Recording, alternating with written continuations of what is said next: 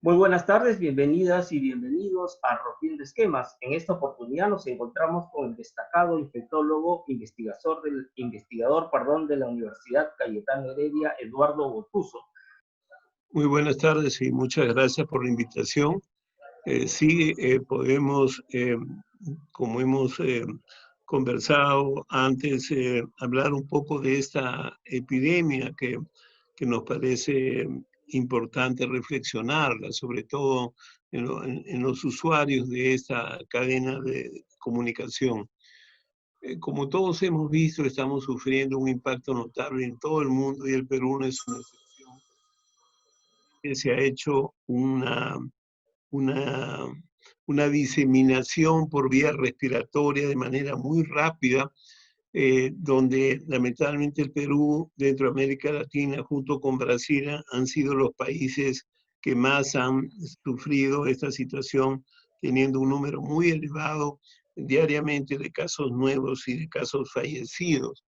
Eh, es necesario manifestar que como es una enfermedad respiratoria, la forma de diseminarse por vía respiratoria está siendo muy fácil porque no se han cumplido por muchas personas los cuidados necesarios. En la fase inicial, en la cuarentena dio resultados en dos direcciones. Uno, en reducir un poco la velocidad de la diseminación inicial. Y en segundo lugar, el tiempo para que el sistema de salud totalmente debilitado se fuera fortaleciendo. Sin embargo, la extensión prolongada no ha dado resultados. O sea, eso es una cosa real y no ha dado resultados porque la población no ha podido cumplir los objetivos, no se han, digamos, evaluado bien los puntos críticos en cada una de las ciudades, en cada uno de los puntos. ¿Usted cree que solamente la culpa o la responsabilidad recae en la población o que no se han tomado algunas medidas sanitarias, algunas políticas de medidas sanitarias respecto a esta pandemia por parte del Estado? No, la población tiene un rol, tiene una parte, mucha de la población está cumpliendo la cuarentena de manera muy activa.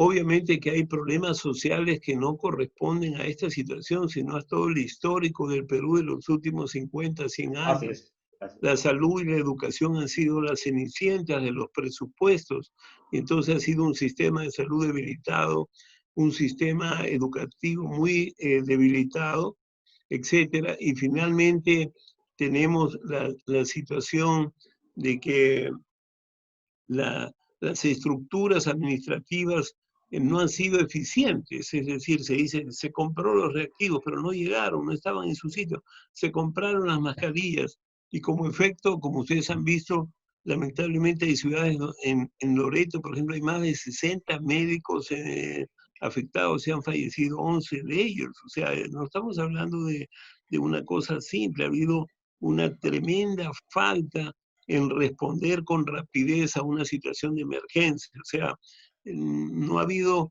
digamos, los suficientes equipos. Es cierto que a nivel internacional ha habido mucho manipuleo de los materiales, no han querido vender los equipos temprano, no han querido dar las mascarillas, los reactivos de una manera activa como necesitaba el Perú.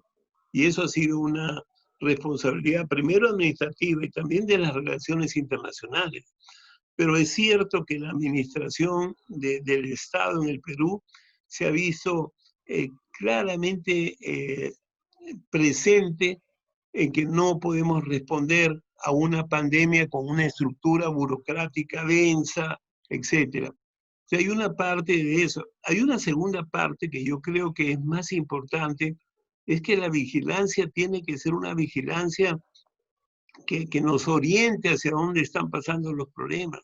Nosotros hace más de 5 semanas insistíamos en el tema de los mercados y los bancos. Entonces, ha habido una demora en, como se dice, tomar el toro por las astas. Entonces, cuando se dan cuenta de que el 30%, 40% de los mercados, ya sabíamos, yo sin necesidad de hacer pruebas, ya sabía que hay un tercio de esos mercados, la gente estaba infectada porque tanto ellos como sus clientes no seguían un poco las normas que se hacía, etcétera. En el caso del personal de salud es una lástima porque no se le ha dado los equipos más importantes para protegerse y por eso tenemos un número tan elevado. Yo entiendo que algún médico ha tenido un acto que se ha equivocado, hay algunos médicos que se han enfermado fuera de su ejercicio, o sea, no, digamos, no han estado viendo pacientes, es decir, ellos como cualquier médico y como cualquier otra persona viven en la comunidad y se han podido adquirir, pero el grueso de los médicos lo han adquirido por ver pacientes con COVID. Entonces, hay una situación que es múltiple. O sea, aquí la actividad no es solamente responsabilidad. Yo lo que te digo es que deberíamos tener una evaluación comunitaria en la cual la propia gente le pide a las otras personas, oye, usted está usando más la máscara, me está enfermando a mí y a mi familia. Es como cuando tú vas a un restaurante y alguien fuma, te dicen, oye, me estás enfermando a mí. Y entonces es un poco lo mismo, es decir, crear la conciencia de eso. Pero obviamente la organización tiene que ser buena. Hemos fallado porque no teníamos pruebas suficientes para aislar a los casos. Entonces, una vez que tú tienes un caso, tienes una familia que está involucrada y te quedan dos opciones, o aíslas bien el caso o aíslas a toda la familia. Entonces, se han hecho esfuerzos, pero son esfuerzos intermedios. Por ejemplo, se han usado hoteles en todas partes del Perú para que se puedan aislar las personas que no tienen facilidades en la casa. El Estado ha hecho un gran esfuerzo de eso y está bien, o sea, pero digamos, medias verdades son medias mentiras. Así Igual, es. cuando tú haces una labor así, hacer las cosas en medio no te resuelve, hay que hacerlas completas. Doctor, una de las preguntas, una de las interrogantes y que se dan en la mayoría de las personas en este momento es la situación en la que se encuentran ellas mismas respecto al tema de si están o no contagiadas con el COVID, ¿no? Las personas en este momento viven una incertidumbre en la que no pueden determinar si realmente ellas son portadoras del COVID o no son portadoras porque usted ha mencionado que no hay las pruebas suficientes para que la población conozca. ¿Usted cree que es recomendable que se masifiquen las pruebas para tener una visión más general y las personas sepan qué hacer respecto a si son asintomáticas o no son asintomáticas? Lo que pasa es que no sé, perdón, primero el Perú es el país que más Pruebas pruebas ha suficientes, hecho en así es, América Latina, ha hecho así es. 500.000 de pruebas, o sea, el Sí, sí, Perú sí. pruebas no le faltaron, por eso es que tenemos, por ejemplo, México, que no hace esas pruebas, tiene más del doble de fallecidos que el Perú, pero tiene como la mitad de casos reportados. Quiere decir que a ellos hay una gran cantidad de gente que no lo sabe que tiene. O sea, Así es, el exacto. Perú está haciendo un esfuerzo, eso tenemos que reconocer, ¿no? O sea, tenemos que reconocer las cosas que están siendo útiles. La segunda cosa es que la gente no tiene por qué mirar si está contagiado o no. Porque yo puede ser que te hago la prueba hoy día y te digo, no estás contagiado, pero te contagias mañana. ¿Te das cuenta? O sea, el hacer la prueba no significa que uno tiene una luz verde. Uh Las -huh. precauciones se siguen. Y en segundo lugar, tampoco la prueba es necesaria si suponte que estoy en un sitio alejado y un paciente comienza a estar enfermo y yo creo que tiene COVID, lo voy a manejar como COVID. O sea, lo voy a aislar, le voy a poner su máscara en su casa, se va a aislar de su familia, etcétera, etcétera. Y si hay necesidad, porque es un grupo de riesgo, le doy tratamiento para que, no, entre comillas, no evolucione la enfermedad. ¿Te das cuenta? O sea, desde ese punto de vista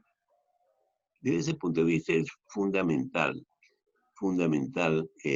digamos, esta situación de poder tener las pruebas cuando son necesarias. No podemos estar haciendo chequeo cada semana en todo el Perú, eso no lo puede hacer nadie, no hay forma de Mm. hacerlo. Entonces, ¿quién se debe hacer? Las personas que están en riesgo porque su pareja o alguien de su casa tuvo eso, se debe hacer. Personas que Mm. comienzan a tener síntomas se debe hacer, pero no hay que hacer a las personas para ver si estoy infectado. Eso no es una buena pregunta en el momento de una pandemia, porque te vas a agotar en buscar a las personas y no vas a hacer donde sí lo necesitas. Y en segundo lugar, lo puedes hacer cuando tú estás haciendo un plan de vigilancia. Quiero saber en este distrito cuántas personas hay, entonces hago al azar, al muestreo, así como se hace para las elecciones, para saber cómo fueron los votos. Igual voy a hacer esto y voy a determinar cuántas personas hay infectadas en este distrito, haciendo un muestreo, se llama. Pero en general eso se hace para tener planes de control de la enfermedad. Pero tú me estás hablando de la persona que quiere saber si está infectado o no. Eso no es un buen plan, no se debe recomendar. Las personas deben asumir siempre que están sanas. Y si están enfermas van a tener síntomas. Pero lo importante es que no contagien, o sea, que no hagan Exacto, cosas para contagiar a otra persona. exacto. Doctor, le agradezco muchísimo que haya estado esta tarde con nosotros. Muchas gracias a ustedes y como le dije, mi correo es mi nombre, es eduardotuso@yahoo.es y con mucho gusto poder contactar y cuando ustedes me quieran invitar, otra vez también colaboraré con esa situación. Muchas gracias y muy buenas tardes. Muy buenas tardes, doctor.